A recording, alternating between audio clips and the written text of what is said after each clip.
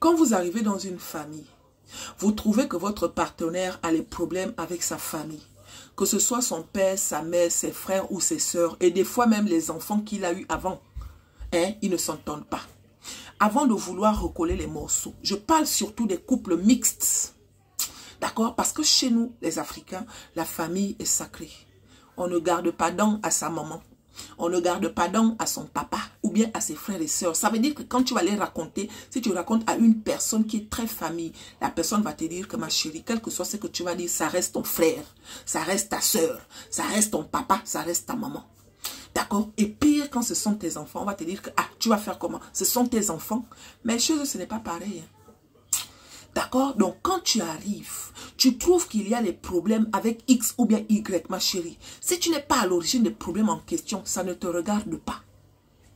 D'accord? On a tendance à vouloir recoller les morceaux. On a tendance à vouloir arranger. Je connais même des femmes qui ont menacé leur mari. Je ne suis pas d'accord. Je ne suis pas d'accord. Je ne peux pas accepter que tu ne t'entendes pas avec ta maman. Je ne peux pas accepter que tes propres enfants, tu ne leur adresses pas la parole. Elle ne va même pas dormir. Elle va partir comme ça à gauche, à droite pour vouloir recoller les morceaux. Sauf que la majorité qui ont fait ça, je dis bien la majorité, aujourd'hui, elles ont mis les mains à la tête parce qu'elles deviennent le sujet. C'est elle qui devient la cible. C'est elle qui devient la mauvaise. Il y a beaucoup de personnes qui sont en train de regretter. Et des fois, les personnes qu'elle a réconciliées aujourd'hui sont à l'origine de leur séparation avec leur partenaire. C'est eux qui vont venir dire à ton mari que tu n'es pas une bonne femme. C'est eux qui vont venir dire à ton mari que tu ne mérites pas ce dernier. Les filles, faites très attention.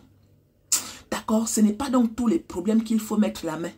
Il y a des situations où on peut aussi regarder ça comme ça en disant que ça ne me regarde pas. Je ne vous demande pas de détester les personnes en question, et non, hein. Je vous demande de dire que ça ne vous regarde pas.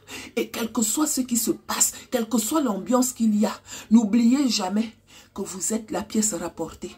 Ça veut dire que même si tout se passe bien, n'oubliez jamais que c'est vous qui venez d'ailleurs. D'accord, c'est vrai que ce que je dis est un peu dur, mais c'est la vérité.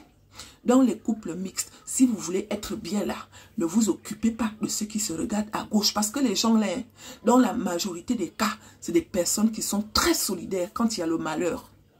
D'accord? Ce qui nous tue, nous les Africains, c'est que quand tout va bien, on est ensemble.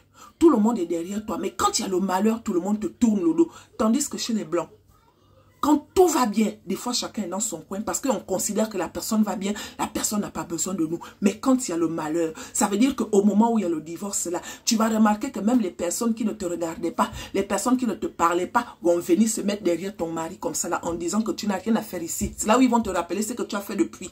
Donc ne vous mêlez pas, ça ne vous regarde pas.